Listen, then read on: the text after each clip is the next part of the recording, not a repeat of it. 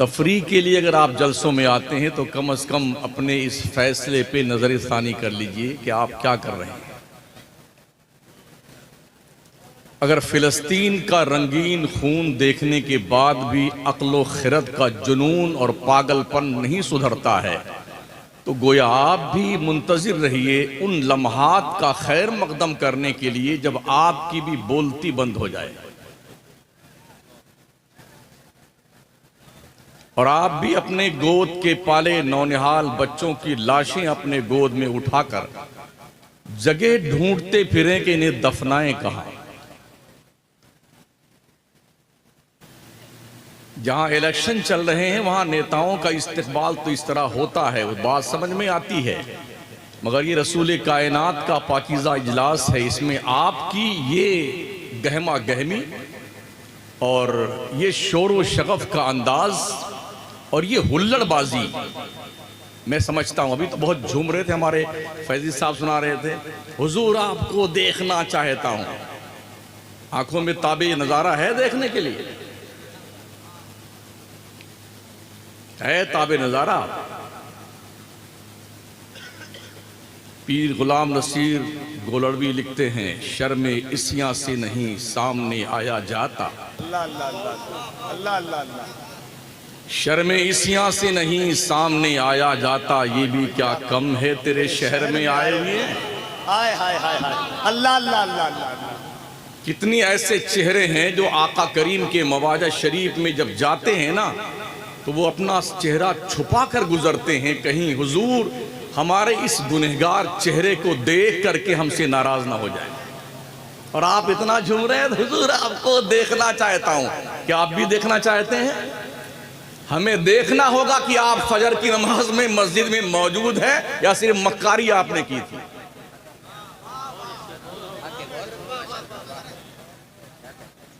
वो तो इस इलाके के इमाम बताएंगे कि कितने नमाजी फजर में आए। हुजूर आपको देखना चाहता हूं। मुंह है देखने के लायक? न जुमा का पता, न पंज वक्ता नमाज का पता, न रोजे का, न हलाल की तमीज, न हराम की तमीज, न जबान पे लगाम, न नजरों पे लगाम, न बेशर्मी पे लगाम। हुजूर आपको देखना चाहता हूं। ये मुंह और पुदीने की चटनी। शर्म कर लो, शर्म। लोग कहते बहुत कड़ा बोलते हैं आप खुद ही बुलवाते हैं हमसे कड़ा।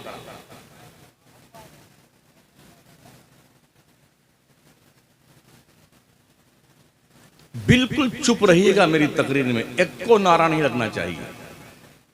हजरत आपसे भी अर्ज है, नकीब इजलास माशाल्लाह बहुत अच्छे नकीब हैं और हमारे शोरा को भी सुना, शादाब पैकर वगैरह साहब को भी और फैजी साहब को, अपने अपने नंबर पे सब अपना अपना काम कर रहे हैं।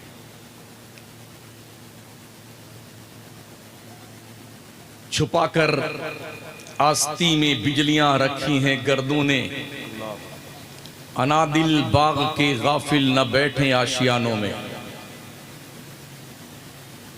अपने काबा की हिफाजत हमें खुद करनी है, अब अबाबीलों का लश्कर नहीं आने वाला।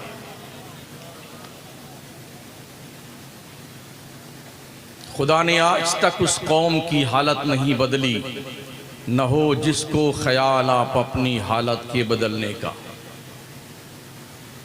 कातिल ने किस सफाई से पहुंची है आस्तीन, उसको खबर नहीं कि लहू बोलता भी है।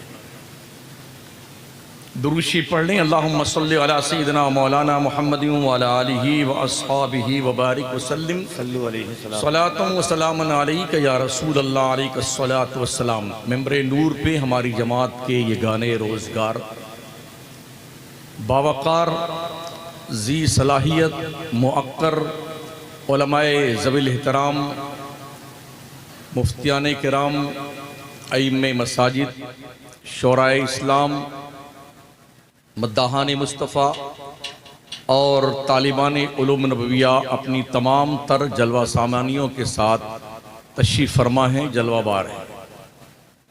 मैं कोशिश करूँगा कि अपने वक्त में कुछ मुफीद और कारआमद बातें आप तक पहुँचाऊँ। मैं तकरीर समझाने के लिए आया हूं, तकरीर जमाने के लिए नहीं। क्या बात है। इसलिए मैं पूरे मुल्क में इसी ढंग से बोलता हूं। मुझे ये नहीं शौक चल रहा था कि अगले साल फिर मुझे आप बुलाइए, इसका कोई शौक नहीं मुझे। अल्लाह ने जहां जहां रोजी लिखी है ना, वहां वहां मुझे भेजेगा। हम इस पर ईमान रखते हैं। क्या बात है, सुभान अल्लाह। ना मुझे कमेटी की चमचागिरी करनी आती है और न किसी सेठ साहूकार की। मैं सबकी क्लास एक साथ में लेता हूं।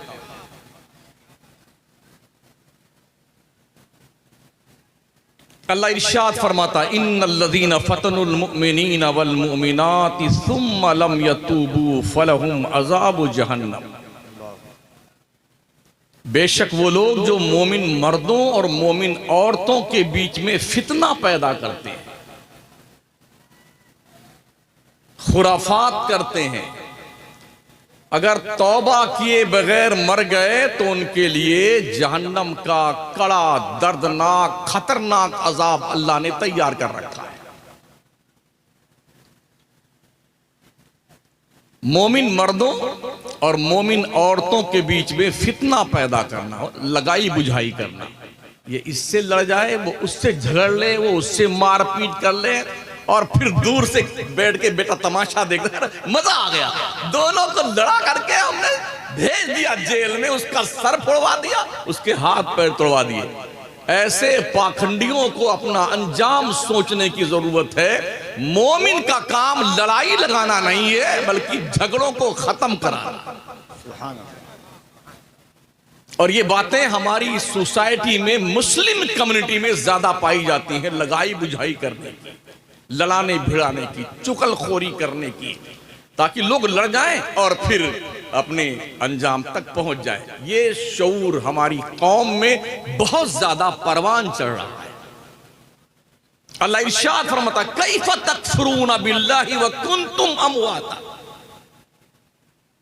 तुम अपने रब का इनकार कैसे करते हो, हालांकि तुम मुर्दा थे, अल्लाह ने तुम्हें जिंदा किया। तुम युहयीकुम इला आखिरिही, हम तुम्हें फिर जिंदा करेंगे, तुम्हें मौत देंगे, फिर उठाएंगे, तुम्हें अल्लाह की तरफ पलट के जाना है। तर्जमा करने का हक बरेली के कलंदर ने अदा किया है। हम तो सिर्फ मफहूम पेश करते हैं कुरानी आयात का। क्या हम इतनी ही मोहब्बत अपने रब से करते हैं जितनी मोहब्बत दुनिया से करते हैं?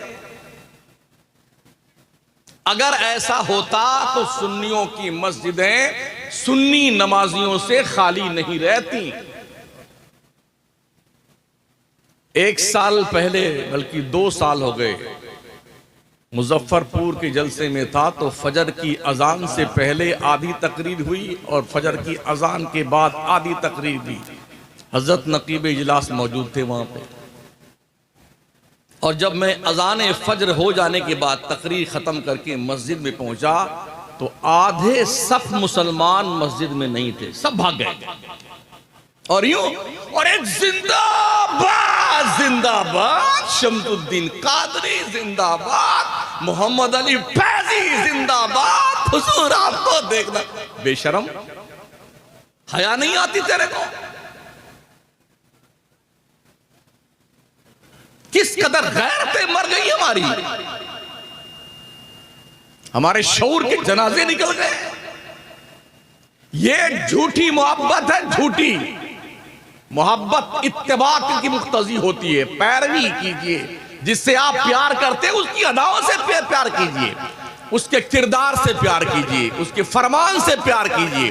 नमाज सारी गुल है, जुम्मा टू जुम्मा टरकाए जा रहे। हुजूर आपको देखना चाहता, हुजूर आपको देखना चाहता।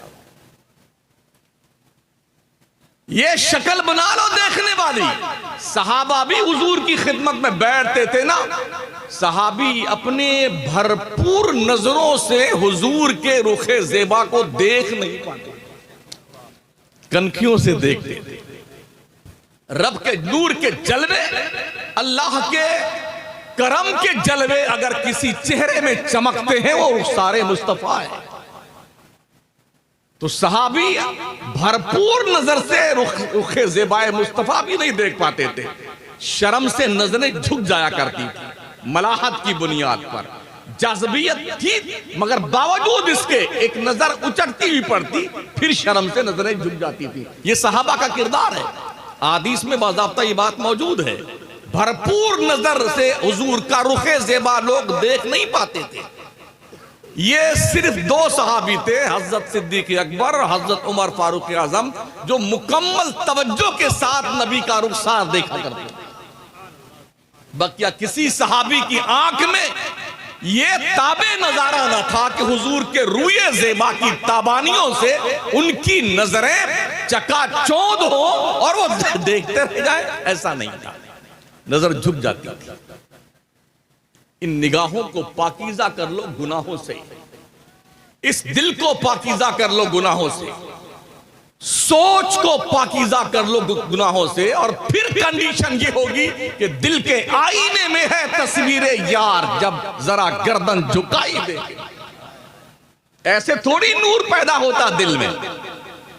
सूरदास लोग नमाज एक को नहीं पढ़ेंगे, अल्लाह हमारे दिल में नूर पैदा करेगा। हम बड़े कट्टर सुन्नी हैं, हम जन्नत में जाएंगे, हम जन्नत में जाएंगे। फैसला करने से पहले अपने आप का सर्वे कर लो, क्या वाकई में आप जन्नत में जाएंगे? इतना यकीन जिसको था वो भी रात भर रोते थे अल्लाह के खौफ से, जिनके पास कन्फर्म टिकट था जन्नत का, और जिनके पास वेटिंग लिस्ट है वो फूले नहीं समा रहे, हम ही जन्नत में जाएंगे। वेटिंग लिस्ट टिकट लेकर के जन्नत में जाने का ख्वाब देखने वालों, इसे कन्फर्म तो हो जाने दो। और ये कब कन्फर्म होगा? जब खात्मा ईमान पर होगा। अल्लाह फरमाता फमन ज़ुहज़िहा अनिन नार व उदखिलल जन्नत फ़क़द फ़ाज़ व मल हयातुद दुनिया इल्ला मताउल गुरूर। जो जहन्नम से बचाकर जन्नत में डाल दिया गया वो कामयाब है। दुनिया की जिंदगी तो खेल कूद की जिंदगी। जलसों का कुछ मकसद होता है। मैंने ये महसूस किया है, हमारे हिंदुस्तान में सुन्नियों से ज्यादा जलसा कोई नहीं करता है। हमारे सारे पैसे जलसों पे खर्च होते हैं। मुकाबला आराई में उस गांव के लोगों ने जलसा किया तो उससे बड़ा हम करेंगे। काश ऐसा होता। जलसे भले छोटे होते मगर ये अहद करके उठिए, अगर उस गांव के लोगों ने 5 मसलों पर अमल करने का अज़्म और अहदो पैमान किया तो हम 10 मसले पे अमल करेंगे, तब तो कोई बात होती है। वरना हमारे गला फाड़ने से, फैजी साहब की गुलूकारी से, शादाब पैकर की जोड़ी से, कफील अंबर की नकाबत से और हमारे सारे उलमा की खिताबत से क्या फायदा आपका? मुझे बताओ ना यार। अगर आप नमाज नहीं पढ़ते तो क्या फायदा है?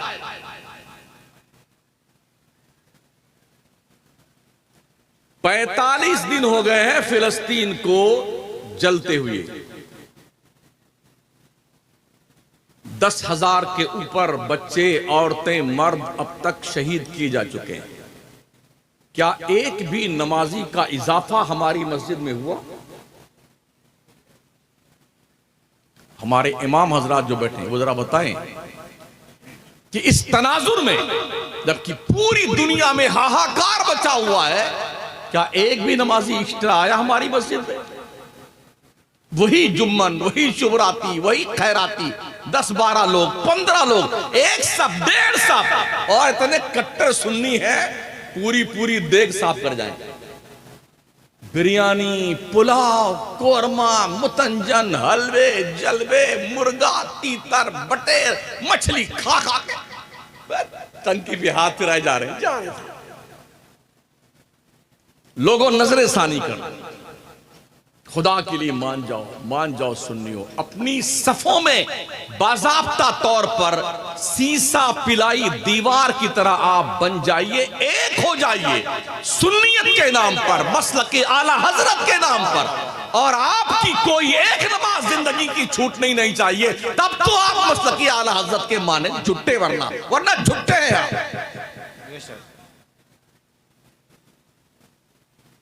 अगर नमाज आप नहीं पढ़ते झूठे आप। प्यारे आका सल्लल्लाहु ताला अलैहि वसल्लम की प्यारे दीवान, हालात इतने नागुफ्ताबे हैं। अभी एक बच्चे से पत्रकार ने पूछा था फिलिस्तीन में, बेटे तुम बड़े होके क्या बनना चाहोगे? तो उसने कहा हम बड़े होने के लिए नहीं पैदा हुए। कहा फिर किसके लिए पैदा हुई हो? कहा हम शहीद होने के लिए पैदा हुए।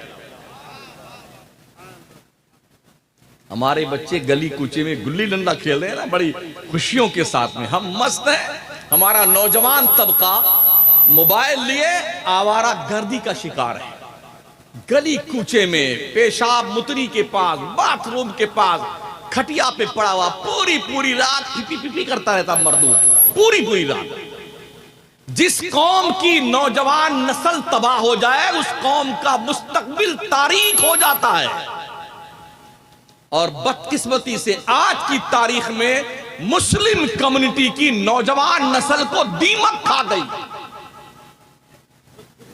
आवारा हो गया। दीदार हुजूर का करना चाहता है और फटी फटी पैंट पहने हुए, यहां फटा, यहां फटा, यहां फटा, यहां फटा, यहां फटा, फटी फटी पैंट। हुजूर आपको देखना चाहता है। कभी जुम्मा में तशरीफ ले आए ना, तो आगे अगर आपके पड़ गए नमाज पढ़ते हुए, बुशर्ट छोटी सी है, पैंट भी थोड़ी टाइट है, और सजदा रुकू करने लगे आपके सामने, तो दुबई तक दिखाई पड़ता है। इतने बेशरम है, अपनी नमाज भी खराब करते और पीछे वालों की और नमाज खराब करते। सतरे औरत खुली हुई नमाज पढ़ने जा रहे, सारा काम ये यहूदियों का। भाई साहब शायद आपको ये इल्म हो, जब सुल्तान सलाहुद्दीन अय्यूबी से जंग करते करते पूरा यूरोप थक गया, पूरी यहूदी लॉबी और ईसाई दुनिया तंग आकर के कि अब इससे हम जीत नहीं सकते, तो सबने बैठ के मीटिंग की कि अब क्या अगला काम क्या होना चाहिए। तो झुंझला करके सबसे बड़े पोप ने कहा, सलाहुद्दीन तू कभी तो मरेगा, तेरे बाद तेरी कौम में कोई सलाहुद्दीन अय्यूबी हम पैदा नहीं होना। ये तारीख साज जुमला था यहूदी और ईसाइयों की मीटिंग में, बड़े पादरी और पोप का, और वही हुआ। सुल्तान सलाहुद्दीन अय्यूबी के बाद अब तक हमारी कौम में कोई सलाहुद्दीन अय्यूबी नहीं पैदा। और नचनियों का सीरियल देखने वालों, फिल्मी दुनिया के एक्टरों को अपना बाज़ाब्ता तौर पे आइडियल बनाने वालों, कभी तुमने खालिद बिन वलीद को भी पढ़ा? कभी तुमने साद इब्न अबी वक्कास की खिदमाते दीनिया का जायजा लिया? कभी तुमने अबू उबैदा इब्नुल जर्राह की कमांडरी का जायजा लिया? कभी शर्जील बिन हसना की कमांडरी का आपको देखा आपने? कभी हजरत अमर बिन आस की हुकूमत करने का अंदाज देखा आपने?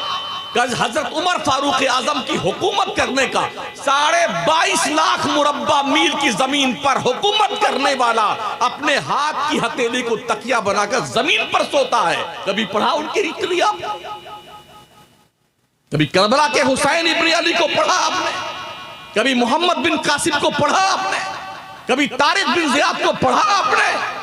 सलमान खान, इमरान खान, फलाने खान, डकाने, ये नचनियों को पढ़ करके तुम अपने आप को ये समझते हो कि हमारे ये तो यही आइडियल हैं, जैसा ये करेंगे वैसा हम करेंगे। जलील हो जाओगे। इज्जतें चाहिए तो 1400 साल पीछे जाइए, मुस्तफा के उन तालीमाते हसना का जायजा लीजिए। और जो लोग आका करीम के सच्चे गुलाम बन करके इस्लाम की कश्ती को साहिले मकसूद से हम कदार लगाए थे, उनकी हिस्ट्री पढ़िए, अमल कीजिए। आज भी दुनिया तुम्हारे सामने खम होती हुई नजर आएगी, सरखमीदा नजर आएगी। मेरे आका अलैहिस्सलाम के प्यारे दीवानों, खैरियत मानिए खैरियत की। अब तक क्यों हम बचे हुए हैं अल्लाह ही जानता है। बुराइयां हमारे दहलीज़े मोहब्बत पर दस्तक दे रही हैं। हालात ये हैं कि कुछ पता नहीं है कि कब किस घर से कौन सी बच्ची घर से भाग करके गैरों के साथ अपनी जिंदगी गुजारने का अहदो पैमान बना। कभी एहसास किया हम दुआ नहीं मांग सकते फिलिस्तीन के लिए? अखबारात छपते हैं, कि फला जगह के प्रशासन ने मना किया फिलिस्तीन का नाम मत लेना। क्यों भाई साहब, वो हिंदुस्तान तो भले नहीं है लेकिन दुनिया का एक मुल्क है ना यार। हमारा देश हमेशा मजलूमों के साथ खड़ा हुआ, जालिमों के साथ नहीं खड़ा हुआ है। और बाज़ाब्ता तौर पर भूतपूर्व प्रधानमंत्री अटल बिहारी वाजपेयी का बयान, स्पीच मौजूद है। इजराइल को हम 1 इंच जमीन देने के फेवर में नहीं है फिलिस्तीन की। हम फिलिस्तीन के साथ खड़े हैं। फिलिस्तीन मजलूम है, इजराइल जालिम है, हम उसके मुल्क को तस्लीम नहीं करते। ये आज भी ऑन रिकॉर्ड मौजूद है। अखबार पढ़िए तो दिल्ली की पुलिस ने दिल्ली के मौलाना और इमाम को पाबंद किया, कोई भी फिलिस्तीन के लिए दुआ नहीं करेगा। तो क्या मुसलमान अब दुआ भी तुम्हारे बाप से पूछ के मांगेगा?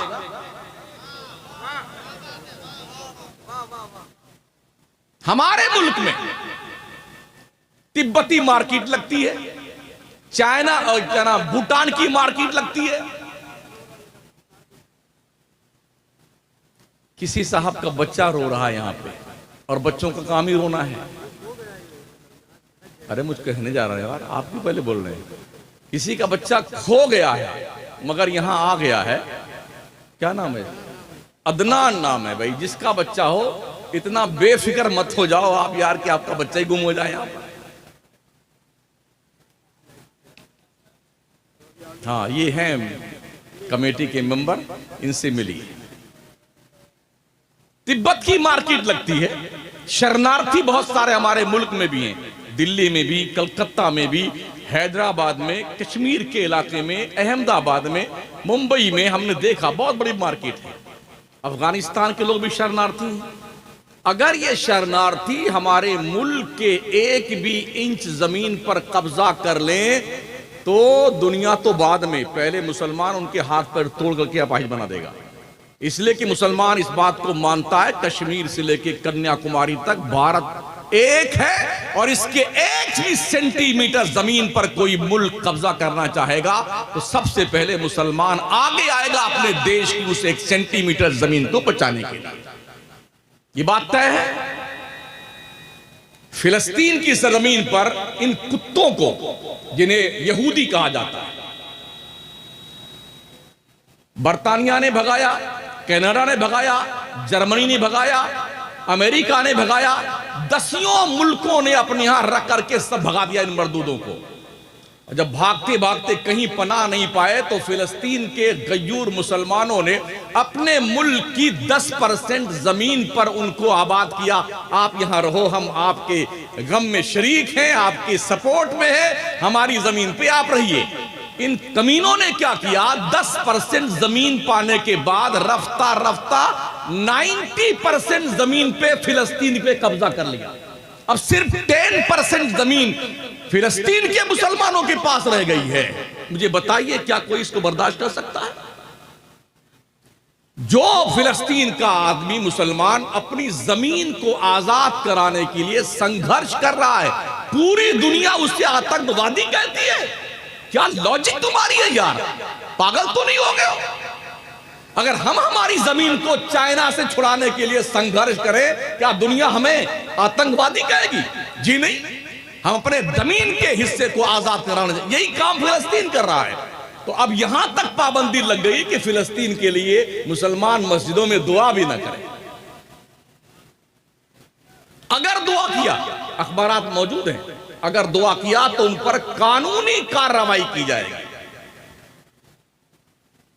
हिटलर ने कहा था 90% यहूदियों को मैंने कत्ल कर दिया है, हालांकि वो खुद भी यहूदी था। 90% हमने यहूदियों को कत्ल किया है। कहा 10% क्यों छोड़ा? कहा इसलिए छोड़ा है ताकि दुनिया को पता चले कि हिटलर ने ये 90% को मारा क्यों। ये 10% इतने हराम उद्धार है ना, इतने हराम उद्धार है, इसलिए छोड़ दिया है बीज के लिए, ताकि दुनिया को पता चले हिटलर ने जो 90% यहूदी का कत्ल किया था वो ठीक किया था। जमहूरियत किसे कहते हैं? जानते हो जमहूरियत क्या है? 2-4 लफ्जों में सुन लें। हिटलर से भी किसी ने पूछा था जमहूरियत क्या है, तो जानते हो उसने क्या कहा? एक तीतर मंगाया, उसके सारे पंख उखाड़ डाले, और उखाड़ डालने के बाद में जब वो एकदम ही अपने पंख से बेआबरू हो गया तो दाना उसने चुगाना शुरू किया, अपने पैर पे दाना गिराने लगा, तो वो उसके पैर में आके चुगने लगा। वो लात भी मारता, पास में आता। उसने कहा इसी का नाम जमहूरियत है। हिटलर ने क्या कहा था? इसी का नाम जमहूरियत है। दाना गिराते जाओ, खिलाते जाओ, 5 किलो गेहूं देते जाओ और काम करते जाओ, इसका नाम जमहूरियत है।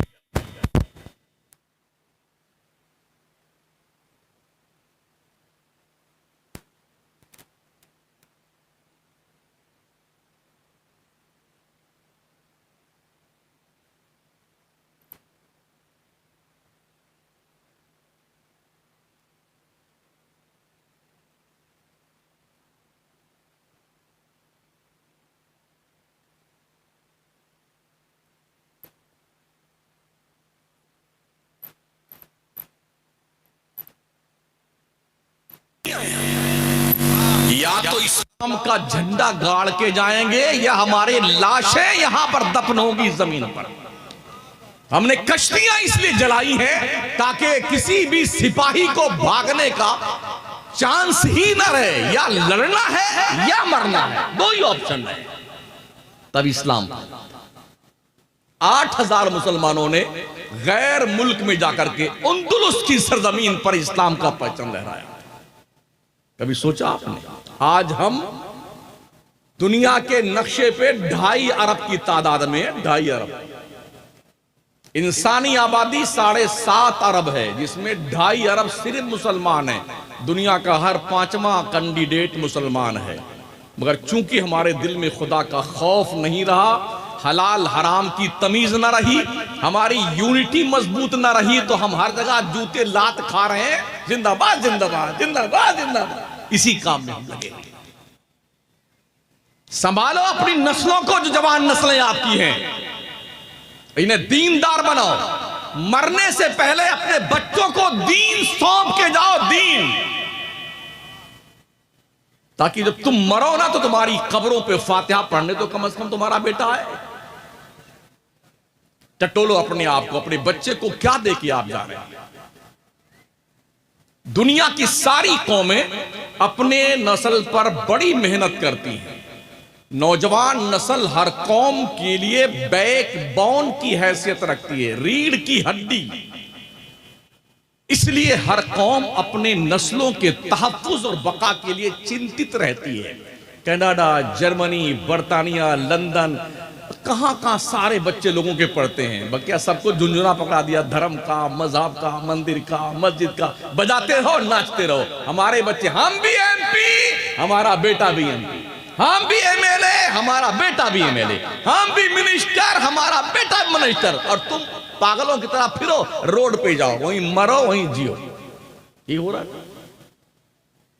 दुनिया अपने बच्चों पे मेहनत कर रही है, हम क्यों नहीं करते? हमारे बच्चे क्यों नहीं पढ़ते लिखते?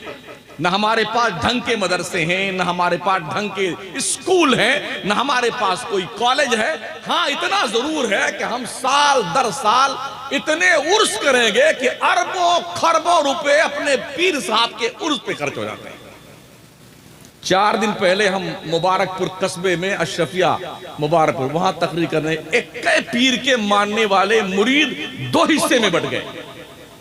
एक महल्ले में ही 2 उर्स हो रहा है, एक ही रात में। इस कोने पे एक उर्स, इस कोने पे एक उर्स। इधर उबैदुल्लाह साहब बोल रहे हैं, इधर शमसुद्दीन साहब बोल रहे हैं। मैंने कहा यार, ये अजीब हिसाब किताब तुम्हारा बंटवारे का है। एक माँ को 2 बेटे ने आधा आधा चीर कर, आधा एक ने ले लिया, आधा एक ने ले लिया। ये क्या पागलपन है? अपने पैसे फेंकते हो। तभी इसी 3 दिन पहले का एक मैसेज हुजूर रफीक मिल्लत सैयदी सरकार नजीब मियाँ साहब की बिला दामत फैज़ुकुमुल आलिया सादात मारहरा से हैं। वो फरमाते हैं कि पीरों की दुआओं से मुरीद के पास साइकिल भी नहीं आ पाती, और मुरीदों के नजराने से पीर जो है मर्सिडीज कारों में घूमता है, बंगले बनाता है और गाड़ियों में चलता है। और बड़े बड़े फ्लैट में रहता है पीर मुरीदों के नजराने पे। फरमाते हैं ये सर खुदा ने दिया है रब की बारगाह में झुकाने के लिए, पीर की टांग पे झुकाने के लिए नहीं दिया है। हुजूर रफीक मिल्लत फरमाते हैं अल्लाह ने ये सर दिया है अल्लाह के दहलीज पे झुकाने के लिए, पीर के जूते और टांग पे झुकाने के लिए अल्लाह ने सर नहीं दिया। पीर से मोहब्बत से मुसाफा करो, हाथ दस्तबोसी करो, बस इतना ठीक है, लेकिन अपने सर को झुका। हम देखते हैं बहुत सारे हैं बेटे, जब पहुंचेंगे मुसाफा करने के लिए पीर से तो पूरा पूरा सर घुसा देंगे उसकी टांग में, यहां बैठ के पांव चूमेंगे, यहां चूमेंगे, और वो भी पहले से फैलाए रहते हैं, चूमते रहिए, चूमते रहिए। ये तमन्ना होती लोगों की मैं बैठा रहूं और लोग नियत बांधे खड़े रहे। मेरे नबी फरमाते हैं जो शख्स ये नियत रखता हो कि मैं बैठा रहूं, लोग मेरी ताजीम के लिए खड़े रहे, उस शख्स को अपना ठिकाना जहन्नम में बना लेना चाहिए। मेरे हुजूर बहुत नापसंद करते थे कि कोई शख्स हमारे सामने खड़ा रहे। आका फरमाते ला तक़ूमू कमा यक़ूमुल आजिम, गंवारों की तरह क्यों खड़े रहते हो? ऐसे मत खड़े हुआ करो जैसे आदमी लोग खड़े होते हैं। खड़े हुए अपने साथ पीर साहब घंटों खड़े रहते हैं, क्या बैठना हराम है? जी नहीं, मगर ये जुनून का अर्जा हमारे यहाँ है। इतना सब कुछ सिखा दिया गया है मुरीदों को, बस मुरीद दुमछल्ला पकड़े बैठा है, अब कोई रास्ता हमारे पास नहीं। इसलिए बड़े अदब से आपकी खिदमत में अर्ज है साथियों, एक यहूदी से पूछा था एक मुसलमान ने, एक बात बताओ पूरी दुनिया में सबसे ज्यादा पढ़े लिखे तुम लोग हो, जितनी बड़ी बड़ी फैक्ट्रियां हैं, कंपनियां हैं, वो सब तुम्हारी हैं, और तुम सारे लोग एक रहते हो, एकजुट रहते हो। तो उसका जवाब जानते हो क्या था? उसने कहा हमारे जिंदगी के 3 उसूल हैं। पहला उसूल यह है कि हम मरते दम तक इल्म हासिल करते हैं। दूसरा उसूल हमारा यह है कि हम अपने बच्चों को तिजारत सिखाते हैं, नौकरी नहीं। और तीसरा उसूल यह है कि पूरी दुनिया में कहीं भी यहूदी रहे, एक दूसरे यहूदी से उसका राबता रहना अनिवार्य है, कंपलसरी है। अच्छा, कहा ये भी सुन लो, ये उसूल हमने तुम्हारे नबी हजरत मोहम्मद मुस्तफा से लिया है। उतलबुल इल्म मिनल महदी इलल लहद, इस्लाम के पैगंबर फरमाते हैं मां की गोद से लेके कब्र में पहुंचने तक इल्म हासिल करते रहो। ये काम यहूदी ने सीखा है। उसका कहना यह है कि हम इतना पढ़ते हैं, इतना पढ़ते हैं, जब हमारे बच्चे हमारे बीवियों के पेट में होते हैं तो हम अपनी बीवी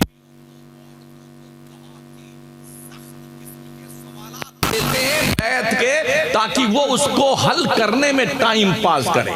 और हमारे यहां क्या है, अगर बच्चे पेट में हुए ना तो पूरी रात पूरा दिन लिए मोबाइल, लिए मोबाइल, लिए मोबाइल, लिए मोबाइल, ये टाइम पास कर रही। तो ऐसे गोद में परवान चढ़ने वाले बच्चे नचनिए नहीं बनेंगे तो क्या मोहम्मद बिन कासिम बनेंगे? ऐसी गोद में परवान चढ़ने वाली बच्चियां अदाकारा नहीं बनेगी तो क्या फातिमा जहरा की कनीज बनेगी? सोचिए और 100 बार सोचिए। उसने कहा हम अपनी बीवियों को सख्त से सख्त सवालात देते ताकि वो उसे हल करें, और जब तक मरते नहीं तब तक हम इल्म हासिल करते रहते हैं। दूसरे ये कि हम अपने बच्चों को तिजारत सिखाते हैं।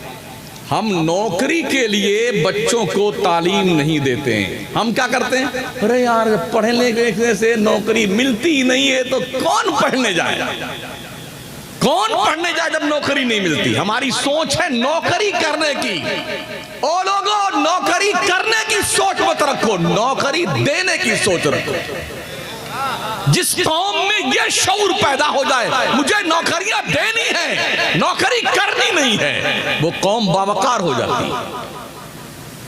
और उसने कहा हमारी जमात यहूदी बिरादरी में कोई खरबोपति क्यों ना बन जाए, लेकिन वो अपने मजहब के बाउंड्री से बाहर नहीं निकल सकता। वो अपने अपने बिरादरी के लोगों को सपोर्ट कि कोई वो यहूदी मांगे, कोई यहूदी मोहताज ना रहे। हमारे यहाँ हालात क्या है, अगर कोई मालदार बनने लगता है ना तो उसका मिजाज बदल जाता है, चलने फिरने का अंदाज बदल जाता है, खाने पीने का अंदाज बदल जाता है। पहले ठीक चलता था तो अब यूं चलता है, ताकि लोग समझे मुट्ठा फासले पैदा कर लेता गरीबों में और अमीरों में कि ये गरीब है, हम अमीर हैं, ये हमारी कौम का हाल है, ये मोहताज है और हम मालदार हैं, ये हमारी कौम का हाल। मगर ये बात को नहीं मानता है, वो अपनी कौम के गरीबों को सपोर्ट करता है। उनकी यूनिटी दुनिया के नक्शे पे सिर्फ 80 लाख यहूदी है, मगर ऐसे मुनज़्ज़म है पूरी दुनिया को उंगली पे नचा रखा। तरक्की कहां से कर रहे हैं लोग? कुरान पढ़ के। अंतरिक्ष में जा रहे हैं, चांद पे प्लॉटिंग कर रहे हैं, मदनियात के खजाने निकाल रहे हैं, गैस, डीजल, पेट्रोल, सोना, चांदी, हीरे, जवाहरात। कुरान पढ़ते हैं, कुरान पे रिसर्च करते हैं, तो तरक्की वो कर रहे हैं। हमने कुरान किस काम के लिए रखा हुआ है? कोई मर गया ना तो फतिया करने। हाँ, काश हमने कुरान को एक नुस्खे कीमिया से माना होता और पढ़ा होता कुरान, हम भी तरक्की की राह पे गामजन होते। हाँ, हमारे यहाँ कुरान तो रखा हुआ ऊपर वाले ताक पे ना, चाहे धूल जम जाए, गर्द जम जाए, और रमजान में ही उठेगा। तो हम कुरान को पढ़ते हैं फातिहा के लिए, बख्शिश करवाने के लिए, और कोई बीमार उमार होगा तो दम करने के लिए, और फिर भी ठीक नहीं होता है तो आड़ी तेरी लकीर बना के, तावीज का पोटला बना के पहन लीजिए, इसका आप ठीक हो जाएगा। ये काम कर दुनिया कुरान पढ़ रही है, अंतरिक्ष में जा रही है, दुनिया कुरान पढ़ रही है, पनडुब्बी बना रही है, मीज़ आइटम बम बना रही है। और जिस कौम के पास ये खजाना मौजूद है वो कौम मंगता बन गई है, भिखारी बन गई है, फकीर बन गई है। क्यों? इसलिए कि इसने पढ़ना छोड़ दिया। इस कौम कहां उर्स है? हमारे यहां अगर 365 दिन पे बुजुर्गों के उर्स बांटे जाएं, एक दिन के हिस्से में 50-50 उर्स आएंगे। कौम के सारे पैसे उर्सों पे खर्च होते हैं, जबकि कोई जरूरत नहीं है मज़ारात पर पैसे खर्च करने की। उस अल्लाह के बंदे को जो जन्नत की बहारों में सो रहा है, तेरे इस जुब्बे, दस्तार, फूल, हार, माला, और ये जी जनाब बढ़िया बढ़िया चादरें 51,000 की, 1 लाख की। फकीर बेटा मांगते मांगते ठंडी से मर जाता है बाबा की चौखट पर, मगर मरदूद सठियाया हुआ सेठ वो 1 लाख की चादर खरीद करके मजार पे चढ़ाना तो फजीलत की बात समझता है, मगर उस 1 लाख रुपए को गरीबों में दे करके अपनी कौम के लोगों को बावकार बनाने के लिए हमारी कौम के सठियाए हुए सेठों को शर्म आती है। हमारी माएं बहनें खुद ही ऐसे ऐसे कपड़े बच्चियों के लिए खरीद के लेके आती हैं, छोटा छोटा कपड़ा, ये टॉपर है, ये छठी है, इतने बारीक बारीक कपड़े अपनी बच्चियों को पहनाती हैं। पैंट पहनाएगी, लेगी पहनाती हैं। हमने कहा ये लेगी क्या भला होती है? तो मालूम है बिल्कुल बंदूक की तरह नहीं होता है, एकदम एकदम बंदूक की तरह पतला पतला पैर से चिपका हुआ, उसको लेगी कहते हैं। अच्छा भाई, तो अब ये लेगियां पहनाती हैं। बोले अभी तो पैंट पहना रहे हैं, टॉपर पहना रहे हैं, आगे चल के सब ठीक हो जाएगा। कब ठीक होगा? जब उसकी लाश कहीं नाली में पड़ी हुई मिलेगी तब ठीक होगा। किसी झाड़ी में तुम्हारी बच्चियों की मुंडी कटी हुई मिलेगी तब ठीक होगा हाल। जिस्म के कई टुकड़े करके बक्स में बंद करके और नाली में दबा दिया जाएगा तब तुम्हारे बच्चियों को होश आएगा, तब उनकी अकल आएगी, ये अब ठीक हो जाएंगी। अगर हमें शऊर नहीं आता है तो मरने के लिए तैयार रहने की जरूरत है। होश के नाखून लेने के लिए आज हमारी कौम का मिजाज जुआ खेलने का, शराब पीने का बन चुका है, एमडी खाने का बन चुका है। जनाब आली, जैसे कहीं आईपीएल शुरू होता है, खेल शुरू होता है, अब बैठने के लोग, हाँ शर्त लगा लो, ये खिलाड़ी जीतेगा, ये टीम जीतेगी। ये जुए का कारोबार चल रहा है। हमारी कौम का नौजवान इस जुए और सट्टे में डूबा हुआ है। हमारे बच्चे बाज़ाब्ता तौर पर इस जुए के कारोबार में ऐसे लिप्त हैं। और जने कैसे कैसे कारोबार जुए के हमारे माशरे में आ गए हैं, और पैसा कमाने की लालच ने हमारी कौम के बच्चों को इसमें ऐसे डुबो दिया है कि अब ये डूबने के बाद निकलने की सोच नहीं पाते। घर बिक जाता है। जुआ खेलते खेलते हमने देखा है एक शख्स अपनी बीवी हार गया। हजरत, मैं बाज़ाब्ता तौर पे जानता हूं व्यक्तिगत रूप से कि कौन हारा था, और 6 महीने उसकी बेगम जिसके हाथ पे जुआ खेल के हारा ना, उसकी बेगम उसके घर पे रही। ये मैं कौम मुस्लिम के एक फर्द की बात कर रहा हूं। हमारी कौम के लोगों की गैरतें यहां तक मर गई हैं। जुए खेल रहे हैं, सट्टे लगा रहे हैं, खुद भी हराम खाते हैं और अपनी औलाद को भी हराम खिलाते हैं। तो हराम खोरी की बुनियाद पर क्या तुम ये समझते हो तुम्हारी नस्लों में कुव्वत इस्लाम बर्पा करने के लिए ऐसी नस्लें पैदा होंगी जो कुरूनी औला के मुसलमानों की याद ताजा करवाएंगी? ऐसा कभी नहीं हो सकता। हम क्या करते हैं? लोग सड़कों बैठे रहेंगे, आती जाती लड़कियों को, औरतों को जुमले कस कस करके उसे सुनाते रहेंगे। ये काम हमारी कौम के लोगों का भी। हजरत ख्वाजा अब्दुल वाहिद बिन जैद रहमतुल्लाह ताला अलैह, अल्लाह ने बताया कि ख्वाजा अब्दुल वाहिद बिन जैद, तुम्हारी बीवी जो है ना वो एक काली कलूटी है, नाटे कद की है, वो कर्न के इलाके में किधर रहती है, जंगल में बकरियां चराती है। तो कहा या अल्लाह मैं उसे देखना चाहता हूँ। अल्लाह ने एड्रेस बताया उस खातून का। वो ढूंढते ढूंढते ढूंढते ढूंढते जन्नत वाली बीबी को तलाश करते करते पहुंच गए वहां पर। तो देखा कि वो अल्लाह की बंदी कपड़े में लिपट करके अल्लाह की इबादत कर रही, नमाज पढ़ रही, और उसकी बकरियों को हिफाजत से रोक कर रखने के लिए अल्लाह ने शेरों का इंतजाम कर रखा। तो इनको बड़ा ताज्जुब हुआ। शेर और बकरी की दोस्ती तो समझ में नहीं आती है। शेर तो बकरियों को फाड़ के खा जाता है। यहां मामला उल्टा है कि बकरियों की के रेवड़ को हिफाजत करने के लिए शेर मौजूद है।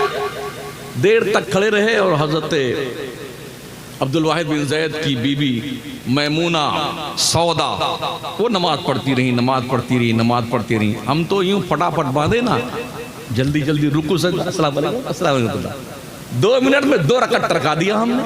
और अल्लाह वाले जब नमाज पढ़ते हैं ना तो कभी कभी एक एक सजदे में पूरी रात गुजर जाती है। सुना नहीं सैयदा फातिमा ज़हरा का वो फरमान? उन्हें एक बार अल्लाह के दरबार में ये अर्ज किया था, मौला तूने कैसी छोटी छोटी रातें बना दी हैं। सर्दियों की लंबी लंबी रात में क्या फरमा रही अल्लाह, तूने कैसी छोटी छोटी रातें बना दी हैं। फातिमा पहली रकअत का पहला सजदा नहीं कर पाती है और रात खत्म हो जाती है। अल्लाह कभी ऐसी रात बना दे, एक रात कि तेरी बंदी फातिमा दिल खोल के तुझे सजदा तो कर ले। और ये यूं नियत बांधी, उसमें भी यूं तिरछे देखते रहेंगे, आगे पीछे दाएं बाएं।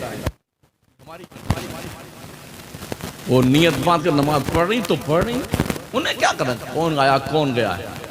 घंटों खड़े रहे ख्वाजा अब्दुल वाहिद बिन जैद। जब उन्होंने सलाम फेरा तो झट से अस्सलाम वालेकुम, ये फिर ना नियत बांध ली, सलाम किया तो उन्होंने जवाब दिया वालेकुम अस्सलाम या अब्दुल वाहिद बिन जैद। ख्वाजा ने पूछा मैमूना मेरा नाम तुझे किसने बताया? मैमूना ने कहा तेरे रब ने बताया जिसने तुझे यहां भेजा है। अच्छा, लेकिन एक बात बताओ अब्दुल वाहिद बिन जैद, मुलाकात की जगह जन्नत में लिखी थी, यहां कैसे आ गया? यहां कैसे आ गए? कहा मैमूना कुछ नसीहत कर। कहा पहली नसीहत ये है कि जहां खड़े हो वहीं रहना, 1 इंच भी आगे मत बढ़ना। दूसरी नसीहत यह है कि आइंदा फिर कभी इस तरफ मत आना।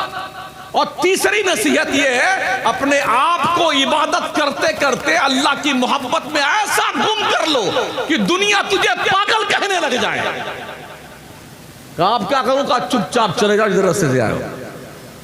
और आज होता तो मामला, कब मिलेंगे, कहां मिलेंगे, कैसे मिलेंगे, कितने बजे मिलेंगे, ये हालात हमारे हैं।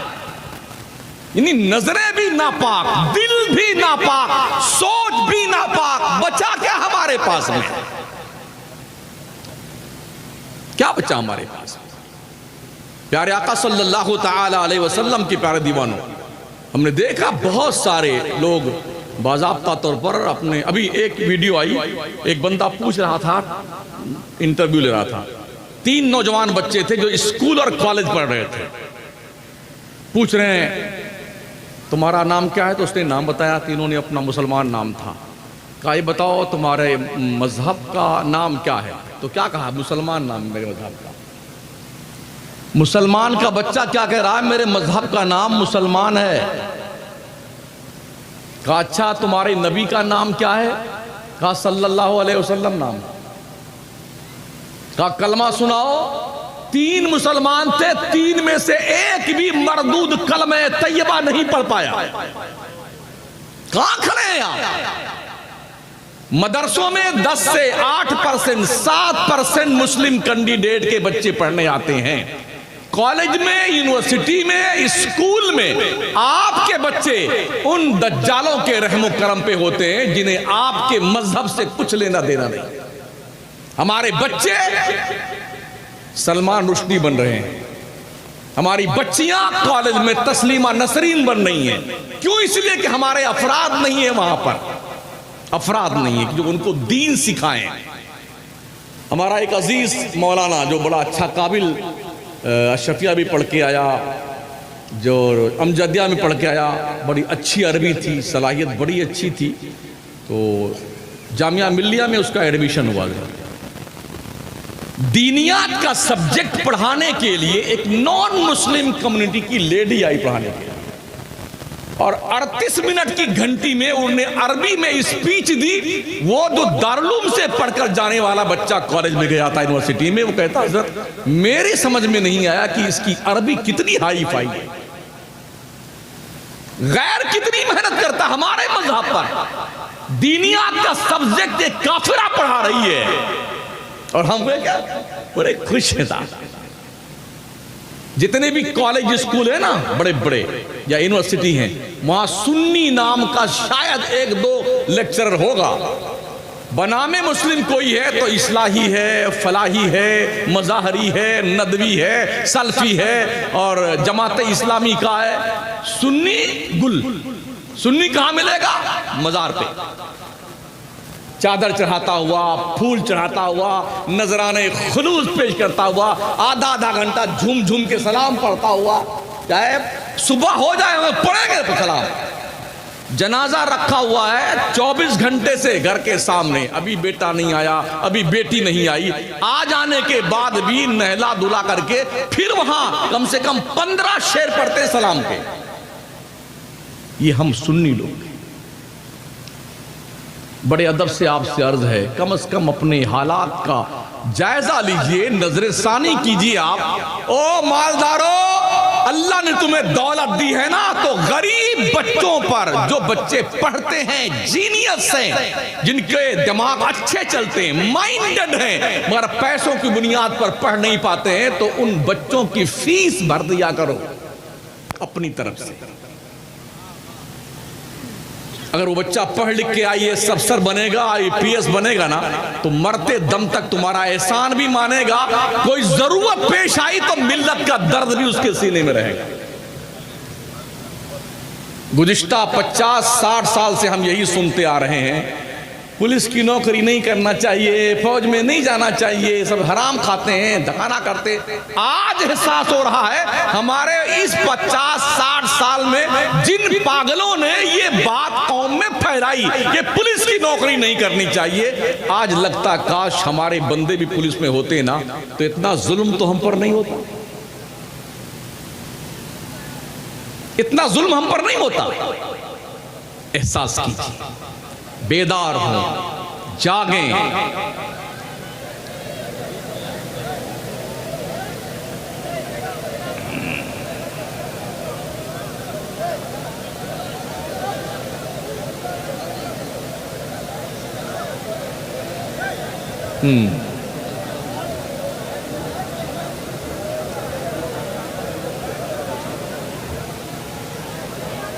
सुन्नियों की यही पहचान है जरा।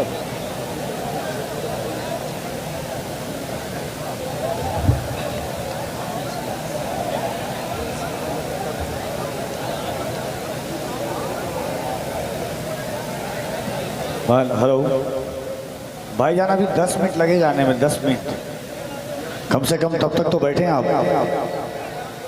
10 मिनट अभी आने में लगेगा हजरत को। अभी मैं वहीं से आ रहा हूँ, कम से कम बैठे तो थोड़ा अदब से। बदनज़मी ना पैदा करें, बैठ जाएं आप लोग।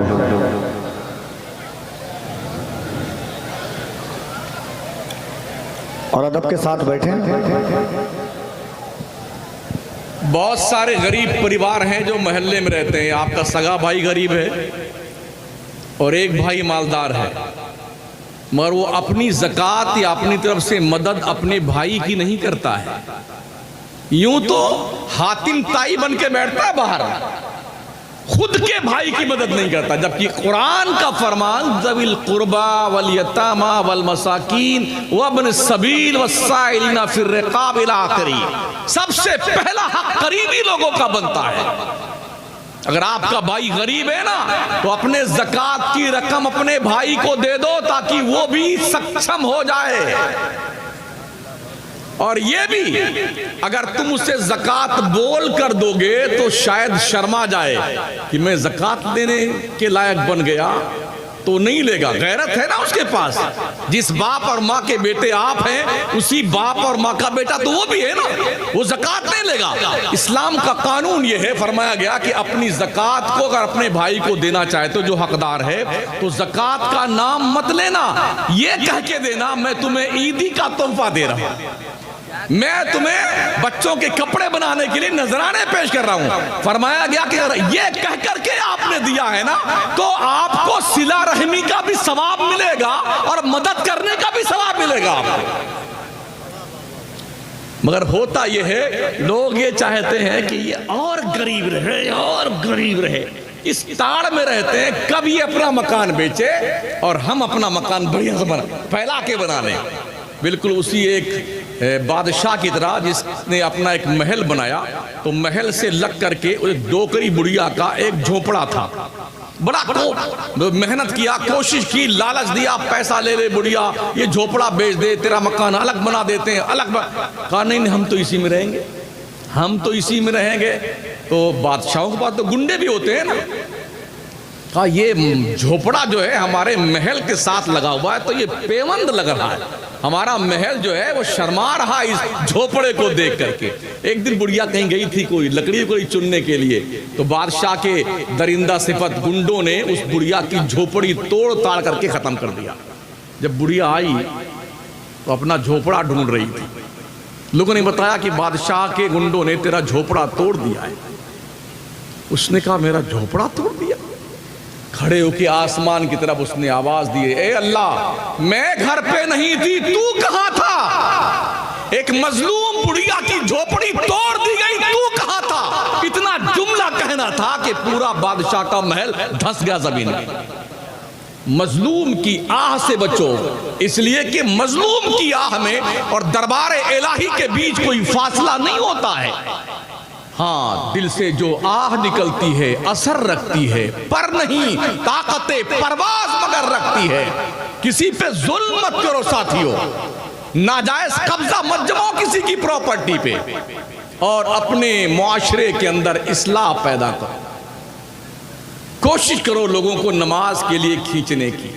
जो दोस्त आपका नमाज नहीं पढ़ता है ना, तो इसलिए पकड़ के लेके आओ नमाज पढ़ाने के लिए कि जन्नत में हम अकेले जाएंगे तो अच्छा कैसे लगा, तुझको भी ले चलेंगे जन्नत, चल नमाज पढ़ने के लिए। एक मुहिम चलाओ नमाज पढ़ाने की, एक मुहिम चलाओ। लोग माएँ बहनें घरों में नमाज पढ़ें।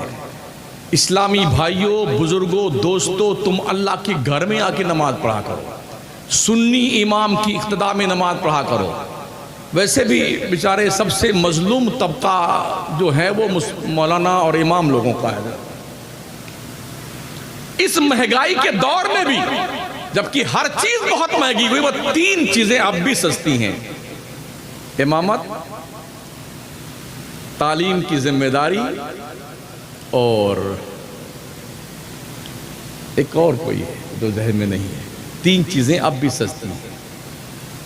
ये बहुत सस्ते मिलते हैं, 2000 में, 3000 में, 4-5 हज़ार में। ये नौकरी हमारे इमाम, मुसलमान अपनी सबसे कीमती इबादत जिस इमाम के पीछे खड़ा होकर करता है, उस इमाम को मंगता समझता, गरीब रहे, दबा कुचला रहे, तो तेरी नमाज भी दबी कुचली रहेगी। लूली, लंगड़ी, अंधी, गूंगी, बहरी, हाँ समझ ले कान खोल करके। अगर चाहते हो तुम्हारी नमाजें बावकार बने तो अपने उलमा को अपना कायद समझो, कायद, अपना रहबर समझो। जब तक हिंदुस्तान का मुसलमान उलमा के पीछे चलता था, हम बावकार थे। उलमा के फतवों पे अमल करके ही हिंदुस्तान के माथे से गुलामी का दाग धुला गया। ये उलमा का एहसान है इस भारत देश पर, अखंड भारत पर। अल्लामा फजल हक खैराबादी ये भी मौलाना ही थे, चटाई पिटाई पर बैठ के पढ़ने पढ़ाने वाले थे। इन्होंने फतवा दिया था, तब हिंदू, मुस्लिम, सिख, ईसाई एकजुट होकर के अंग्रेजों के खिलाफ खड़े हुए थे और जंग करके लाखों ने बलिदान दिया और देश को अंग्रेजों गुलामी से आजाद करवाया। उलमा की देन। लेकिन आज उलमा को पीछे रखा जाता है। मौलाना लोगों की मीटिंग तो करेंगे, मगर आगे वो नेता ही आगे आएंगे। बिल्कुल ना जी ना, दाढ़ी नहीं है, मोछ नहीं है, कुर्ता पजामा नहीं है, एको वक्त की नमाज नहीं है, वो लीडरी करेंगे साहब। उलमा के पीछे रहना सीखो। दुनिया की जिंदगी की सबसे कीमती इबादत नमाज है। उस नमाज का बाज़ाब्ता तौर पर जो दस्तूर बताया गया है, जो इमाम होगा उसकी शर्तें बयान की गई हैं। दाढ़ी होनी चाहिए, नमाजी होना चाहिए, खूबसूरत होना चाहिए, औरत उसकी ठीक ठाक होनी चाहिए, घर बार उसका ठीक, ये सारे मसले बताए गए। अगर क़यादत, आगे चलना, लीडरी करना आम बंदों का हक था तो इस मुसल्ले पर भी वो लीडर ही होता। इससे बड़ी कमांडरी क्या हो सकती जो मस्जिद में इमाम कर रहा है। और एक बेहतर प्लेटफार्म मस्जिद का मिलता है इमाम को, हर जुमा को कौम के उलझे हुए मसाइल पे गुफ्तगू करे और कौम को समझाए कि तुम्हारे अंदर गड़बड़ी क्या है और इस गड़बड़ी को दूर करने का तरीका क्या है। यह भी अफसोस है, मुल्की पैमाने पे तकरीबन 60% इमाम ऐसे हैं जिन बेचारों को अगर नमाज में कुछ गड़बड़ी हो जाए तो कैसे सही किया जाए यही पता नहीं होता। बड़े अफसोस की बात है। हमारे यहाँ बाज़ाब्ता तौर पर कोई सिस्टम नहीं, इधर पढ़ के निकले, इधर मुसल्ले पे जलवा फरमा, इधर पढ़ के निकले, इधर दरसे बुखारी देने पहुंच गए। कम से कम 2 साल ऐसे रहने चाहिए कि कैसे बच्चों को दरसे बुखारी दिया जाए, ये सिखाया जाए उस मौलाना को। उस इमाम को 2 साल नमाज के मसाइल सिखाए जाए, फिर मुसल्ले भेजा जाए। इसके बगैर हम देखते ना, बीए कर लेने के बाद बीएड का 2 साल का कोर्स होता है। कैसे पढ़ाओगे आप? ये कोर्स कीजिए, फिर आपका सिलेक्शन होगा नौकरी वोकरी के लिए। लेकिन हमारे यहाँ ऐसा कुछ सिस्टम नहीं है, इसलिए कि हर मदरसे का जिम्मेदार अपनी अपनी दफली, अपनी अपनी राग। हम भी 2.5 ईंट की मस्जिद बनाए हैं, वो भी 2.5 ईंट की मस्जिद बनाए, वो भी 2.5 ईंट की मस्जिद बनाए। काश हमारे मदरसों के जिम्मेदारों का नेटवर्क मजबूत होता, आपस में तालमेल होता, और ये हम एहसास करते हैं कि हम अपने बच्चों को मदरसों में कैसे पढ़ाएं। हर मदरसे की जिम्मेदारी बांट दी जाए। आप सानिया तक पढ़ाएंगे, आप सालसा तक पढ़ाएंगे, आप राबिया तक, आप खामसा तक, आप सादसा तक। और मुल्क में 2-4 बड़े इदारे ऐसे होने चाहिए कि जब दरसे निज़ामी मुकम्मल करने के बाद आदमी फजीलत के लाइन में आए तो उन सारे बच्चों को वहां भेज दिया जाए। मगर नहीं, 2 कमरा है तो दरसे बुखारी तक सबक। मुजव्वज़ा प्लान, अभी प्लान बनाया है मदरसा बनाने का, वहां भी एक जमात में 3 बच्चे हैं, फिर 2 जमात में कोई नहीं है, फिर चौथी जमात में फिर 2 बच्चे हैं, और बुखारी तक। हमारे खत्म बुखारी होता भाई साहब, कहीं के नहीं, कहीं के नहीं। बड़े अदब से हम अपनी बिरादरी से भी अर्ज करेंगे, कहीं से तो शुरुआत हो यार, कहीं से तो हो कि हम अपने निज़ाम तालीम को दुरुस्त करें, निज़ाम तालीम, और कोशिश करें जिले पैमाने पर, स्टेट लेवल पर सिलेबस सारे मदरसों का एक हो, सब जगह के पर्चे एक जगह बनाए जाएं, बड़ी ही प्लानिंग के साथ और बहुत ही हिफाजत के साथ पर्चे डिस्ट्रीब्यूट किए जाएं, और उन्हीं पर्चों के आधार पे सारे मदरसों के बच्चों का इम्तिहान हो, पर्चे एक जगह जांचे जाएं ताकि शख्सियात निखर कर सामने आए। मगर ऐसा नहीं है साथी, ऐसा नहीं। इमामुन नौ हम ही हैं, इमाम फ़लसफ़ा भी हम ही हैं, इमाम मंतिक भी है, इमाम सर्फ भी है, और इमाम हदीस भी, इमाम उसूल हदीस, इमाम तफसीर, इमाम उसूल इंसाफ, इमाम बलागत भी, इमाम फसाद भी। मामला है सब में खाली खाली, सब में खाली खाली।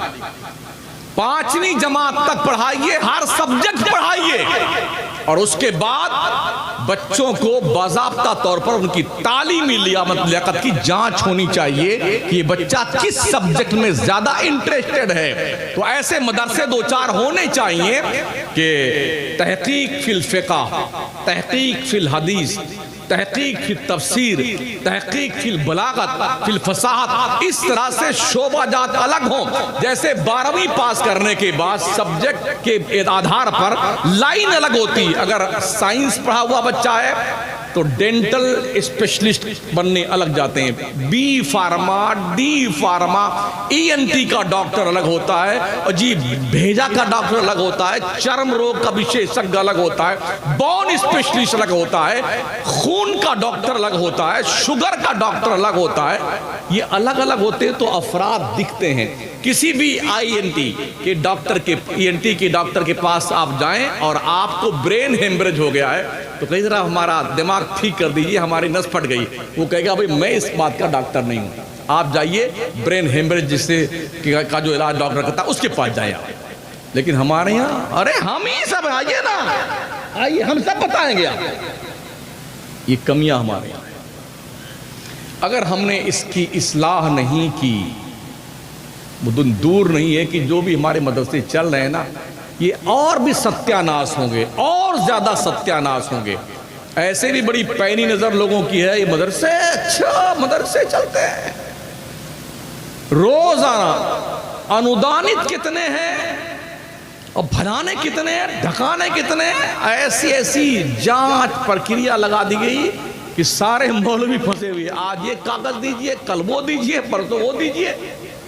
इस सुधार के लिए जिम्मेदारी हमारी बनती है कि हमें जो मालदार है वो अपने माल से, जो ताकत वाला है वो अपनी ताकत से, जो सोर्स वाला है वो अपने सोर्स से, जो इल्म वाला है वो अपने इल्म से, सब एकजुट होकर के दीन मुस्तफा के फरोग के लिए काम करें, सब एकजुट होकर के। वरना सब अपनी अपनी एनर्जी खर्च करते रहोगे, रिजल्ट नॉनसेंस है, नॉनसेंस, कुछ नहीं मिलेगा। एकजुट हो जाइए, मुत्तहिद हो जाइए, और किसी के बंधुआ मजदूर बन के मत रहिए। सियासी ताकत बन के उभरने की कोशिश कीजिए।